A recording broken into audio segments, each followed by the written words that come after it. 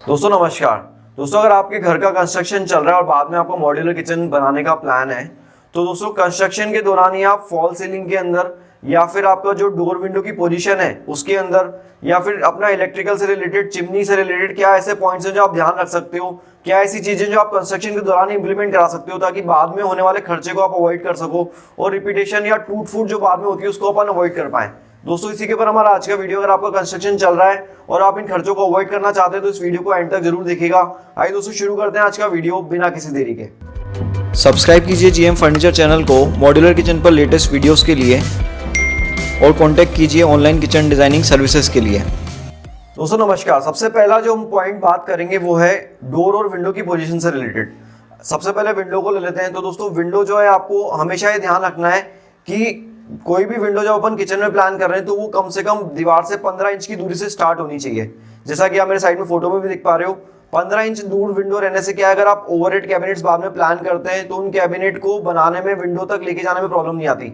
Otherwise window जो है हमारा पार्ट ऑफ विंडो जो है कैबिनेट से कवर हो जाएगा तो वो आपके लिए ऑब्स्टेकल क्रिएट करेगा और अच्छा भी नहीं लगेगा।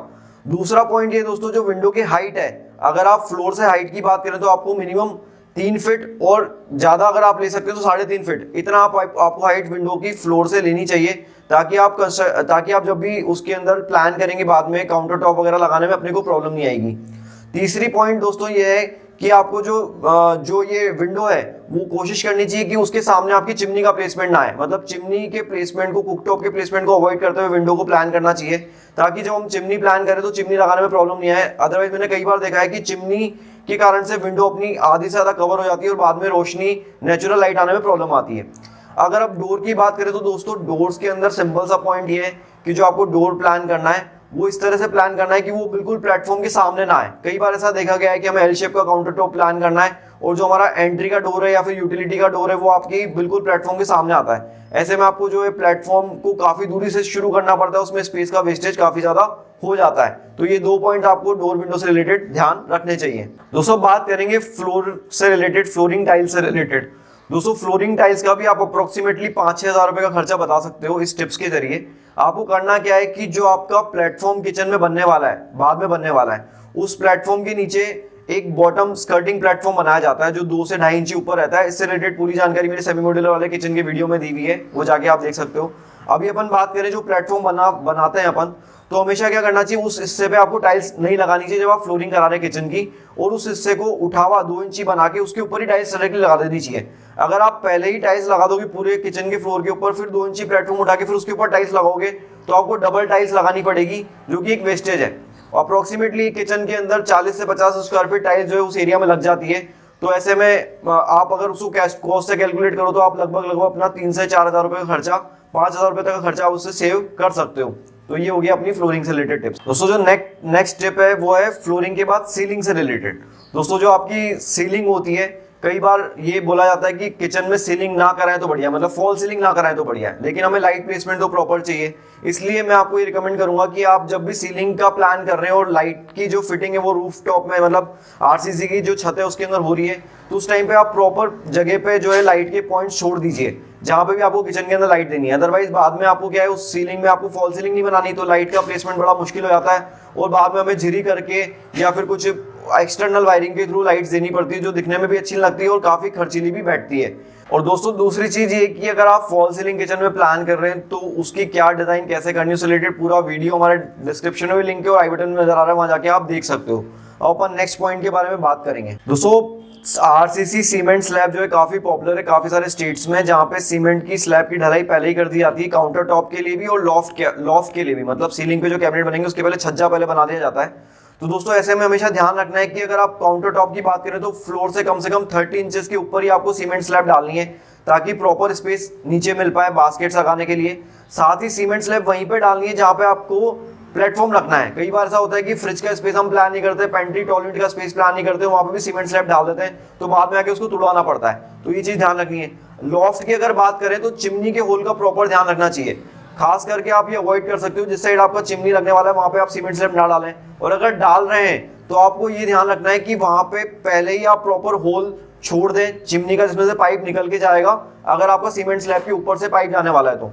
क्योंकि अगर आप ऐसा नहीं करेंगे तो बाद में आपको सीमेंट स्लैब के अंदर कटिंग करवाना काफी मुश्किल काम हो जाता है, क्योंकि वो आरसीसी का बना होता है, सरिये उसके अंदर रहते हैं, तो कटिंग करना काफी मुश्किल हो जाता है। तो ये पॉइंट हमेशा ध्यान रखिए, अपने सीमेंट की स्लैब की ढलाई करवानी चाहिए। दोस्तों लास्ट पॉइंट से रिलेटेड एक छोटा सा इन्फॉर्मेशन रह गई थी कि सीमेंट स्लैब की फ्लोर से हाइट कितनी होनी चाहिए, काफी कॉमन क्वेश्चन है। तो सीमेंट स्लैब की जो हाइट रखनी चाहिए अपने को, वैसे वो लेंटर लेवल पे होता है, आप कोशिश कीजिए कि वो 8 फीट या 7.5 फीट मिनिमम रहे, इससे नीचे ना रहे, क्योंकि फिर हमें बाकी कैबिनेट वगैरह प्लान करने में दिक्कत आती है। अब बात कर लेते हैं इलेक्ट्रिकल और प्लम्बिंग के बारे में। तो दोस्तों जैसा किचन के अंदर काफी सारे अप्लायंसेस यूज होते हैं, chimney, microwave chimney, RO, cooktop, इसके अलावा जो है आपका गीजर आजकल काम आने लगा है, डिशवॉशर काम आने लगा है, तो उसके अकॉर्डिंग आपको प्रॉपर प्लेस के ऊपर स्विच बोर्ड की प्लानिंग करना कंपलसरी है। तो इसलिए आप पहले ही अपना प्लान तैयार करें, और जहां पे आपका प्लेसमेंट आने वाला है इन सब अप्लायंसेस का, वहां पे प्रॉपर स्विच बोर्ड की प्लानिंग करना आवश्यक है, ताकि बाद में आपको जो है झिरी करके या फिर बाद में किसी और जरिए से एक्सटर्नल वायरिंग के थ्रू लाइन ना दिलवानी पड़े।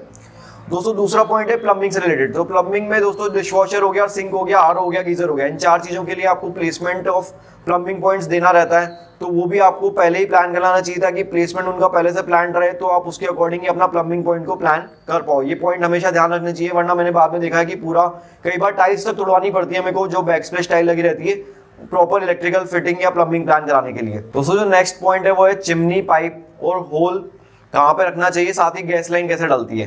तो दोस्तों चिमनी का जो होल है वो आप कोशिश कीजिए जिस वॉल पे आपकी चिमनी लगने वाली है उसके पीछे ही आपके पास में उसका एक्सटर्नल देने की जगह और डक्ट देने की जगह हो, ताकि आपको जो है उसके अंदर बाद में उसको कवर ना कराना पड़े, उसके अंदर खर्चा काफी हो जाता है। तो पहली चीज तो ये हो गई। और अगर मान लीजिए आपका इस तरह से पोजीशन आ रहा है कि चिमनी एक साइड लगनी है और उसका जो डक्टिंग पाइप है वो आपको किसी और दूसरी दीवार पे निकालना है, तो ऐसे में आप क्या कीजिए कि उसको फॉल सीलिंग के अंदर ही चिमनी के पाइप को कवर करवा दीजिए। जब आप फॉल सीलिंग बनवा रहे हैं तो उस टाइम पे पाइप को ले जाके और चिमनी तक ले आइए और फॉल सीलिंग के अंदर अंदर उसको कवर करा दीजिए, ताकि आपको बाद में जो है अगर उसको फर्नीचर में आप कवर कर पाओगे तो उसका कॉस्ट अप्रोक्सीमेटली 300 रुपए 400 रुपए स्क्वायर फीट बैठ जाता है। मतलब एक छोटे से छोटा पाइप का कवर बनाने में भी आपके 8-10 हजार रुपए खर्च हो जाएंगे। तो इसको अवॉइड करने के लिए आप सीलिंग के अंदर ही पहले से पाइप को कवर करवा सकते हैं और उसको चिमनी तक लाके छोड़ सकते हैं, ताकि आपका ये खर्चा आप अवॉइड कर पाओ बाद में। दूसरा हो गया गैस लाइन से रिलेटेड। तो गैस लाइन से रिलेटेड आपको क्या करना है कि गैस का पॉइंट भी पहले से ही आपको लेके आना है और अपने जो कुकिंग आने वाली है, यानी कि गैस स्टोव आने वाला है, उसके पास उसका आउटलेट छोड़ देना है, ताकि आप बाद में जो है टाइल्स वगैरह का खर्चा जो टाइल्स पे अपने को तोड़ के लाना पड़ता है उसको आप अवॉइड कर पाओ और आप गैस पाइपलाइन का फायदा उठा पाओ। अब जो दोस्तों नेक्स्ट पॉइंट है हमारा सेमी मॉड्यूलर किचन कॉन्सेप्ट के बारे में, आप सबने काफी इस जीएम फर्नीचर चैनल पे भी देखा होगा, काफी जगह और भी देखा होगा। सेमी मॉड्यूलर किचन वो होती है इसमें मार्बल का स्ट्रक्चर या एल्यूमिनियम का स्ट्रक्चर पहले बना के काउंटर टॉप लगा दिया जाता है और बाद में फर्नीचर लगाया जाता है, ताकि आप टर्माइट वाटरप्रूफ किचन अपनी प्लान कर सको और काफी मजबूती से प्लान कर सको। लेकिन इसमें एक जो इंपॉर्टेंट पॉइंट है वो ये है कि कंस्ट्रक्शन के दौरान ही आपका मार्बल स्ट्रक्चर या काउंटर टॉप बनना होता है, तो ऐसे में जो है उसकी प्री प्लानिंग करना जरूरी है। उसको उसी के अकॉर्डिंग आपको मार्बल स्ट्रक्चर खड़ा करना चाहिए, जिसके अकॉर्डिंग आपको उसके अंदर ड्रॉर्स प्लान करनी है या फिर आपको सिंक प्लान करना है या फिर अपने को कुकिंग प्लान करनी है। तो proper planning of marble structure करके ही आप मार्बल स्ट्रक्चर को बनाएं। अदरवाइज ये काफी बार देखा गया है कि मार्बल स्ट्रक्चर हमने पहले बिना कुछ सोचे समझे बना लिया और बाद में हमें उसको मॉडिफाई करना पड़ रहा है या फिर तोड़ के फुल मॉड्यूलर किचन उसके अंदर बनानी पड़ी, तो मार्बल पूरा का पूरा जो आपकी कॉस्ट थी पहले की वो वेस्ट चली जाती है और बाद में दोबारा से अपने को वुडन स्ट्रक्चर में बनाना पड़ता है, जो काफी महंगा भी पड़ता है और इतना ड्यूरेबल भी नहीं रहता। तो ये पॉइंट हमेशा ध्यान रखना है। अब अपन लास्ट में बात कर लेते हैं कि इन सब चीजों को करने के लिए आपको एक प्लानिंग पार्ट जरूरी है, जो आप कंस्ट्रक्शन जब शुरू करने जा रहे हैं उस टाइम पे भी आप करा सकते हैं या फिर आपका ब्रिक स्टेज चल रहा है उस टाइम पे करा सकते हैं। तो आप एक डिजाइन प्रॉपर किचन का बना लीजिए, ताकि आपको इन सब चीजों का प्लेसमेंट और नॉलेज पहले से रहे। कैसे मेरा किचन बनने वाला है वो आपको पहले से प्लान हो, cooktop, sink, refrigerator, pantry unit, tall unit, drawers की पोजीशन और उसका डायग्राम कि उसका कैसा लुक आएगा बनने का, वो पहले से प्लान हो, ताकि आप जब कंस्ट्रक्शन के दौरान स्टेप बाय स्टेप अपना काम करा रहे हैं तो प्लानिंग को ध्यान में रखते हुए, उसकी डिजाइन को ध्यान में रखते हुए कराएं, ताकि आप बाद में अननेसेसरी वेस्टेज को, अननेसेसरी जो पैसा अपना खराब होता है उसको बचा सकें। तो दोस्तों ये हमारी वीडियो थी। आई होप आपको वीडियो पसंद आई होगी। इस तरह की इन्फॉर्मेटिव वीडियोस हम हमारे चैनल पर लाने की कोशिश करते हैं जीएम फर्नीचर के ऊपर। इसी तरह की वीडियोस आप और भी देख सकते हैं। प्लेलिस्ट और वीडियोस के लिंक मैंने डिस्क्रिप्शन में डाले हैं। साथ ही हमारी एक डिजाइनिंग सर्विसेज है, जिसको आप ऑप्ट करके अपने किचन का प्री डिजाइनिंग करवा सकते हैं। उससे रिलेटेड इन्फॉर्मेशन भी आपको व्हाट्सएप पे भी देख सकते हो और डिस्क्रिप्शन में हमने वेबसाइट वगैरह का लिंक दिया हुआ है। हमारा एक इंस्टाग्राम अकाउंट भी है, जहाँ पे आप मॉड्यूलर किचन से रिलेटेड लेटेस्ट रील्स और शॉर्ट्स वीडियोस देख सकते हो। आई होप आपको चैनल पसंद आ रहा होगा। देखते रहिए GM furniture. Thank you so much.